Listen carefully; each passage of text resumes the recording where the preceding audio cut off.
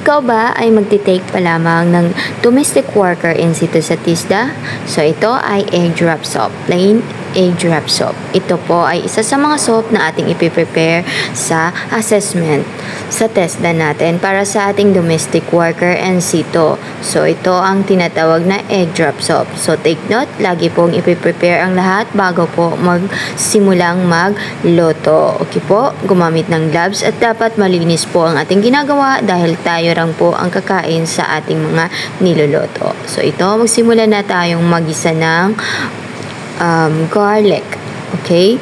So lahat po ay dapat alam mo kung paano ang technique para mapabilis ang iyong gawa at malinis ang iyong gawa. Kasi sa presentation po natin, nagbe-base ang ating mga assessor. Kaya dapat familiarize nyo lang po ang mga ingredients na ating inaral sa training center. So ito ay lamang based sa lahat ng aking naging experience sa TISDA Assessment Center.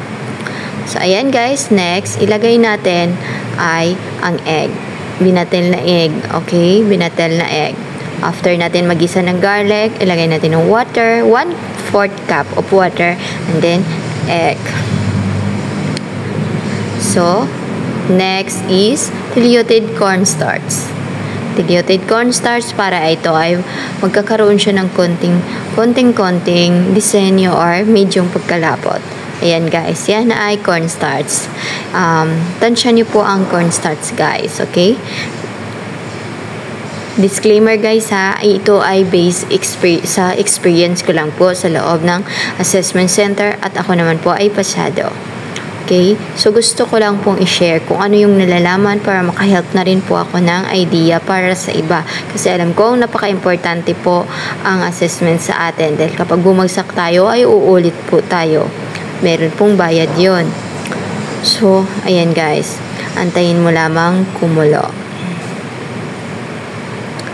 Ayan guys. Gisa lang po ng garlic. Lagyan ng 1/4 cup of water. Binatel na egg. And then, diluted cornstarch. So, ayan na siya guys. Lagyan po natin ng salt and pepper. Okay? Yan ang pepper.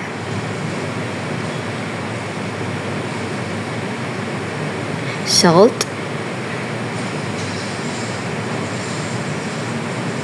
And then, spring onion. Okay guys?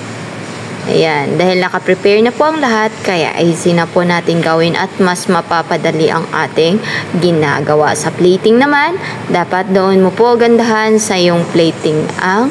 Dapat malinis ang plating, maganda ang paglagay sa plating. Hindi yung, kasi tinitingnan po ang kalinisan din po natin. Kaya ganda nung ang plating para mas easy at mapabilis ang iyong pagpasa sa exam or sa assessment. So, ayan guys, kapag kumulo na at alam mong luto na, okay na po yan. Tulad niyan. So, ilagay mo na po sa plate or sa bowl, soup bowl. Ayan guys, yan na po ang ating finished product sa ating egg drop soap. Kung nakatulong sa iyo ang video na to, please help me to subscribe my YouTube channel. Maraming salamat!